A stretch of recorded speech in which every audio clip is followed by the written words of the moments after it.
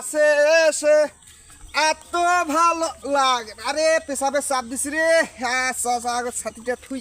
আরে রাখিস কি জায়গায় পেশাবটা করে লই। রে ওরে ভাই আসাদ কোন পোশাক পরে রে মেরে হুইস টুই আছে নাই রে থাক ইচ্ছা কর।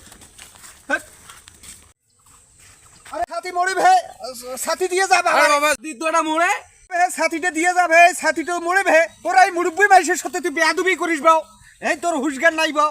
তা হইস কেন ভাই ছাতি তো মোড়ে এটা কথা তোর বিশ্বাস আছে না ছাতি তো মোড়ে ছাতিটা মরে ভে।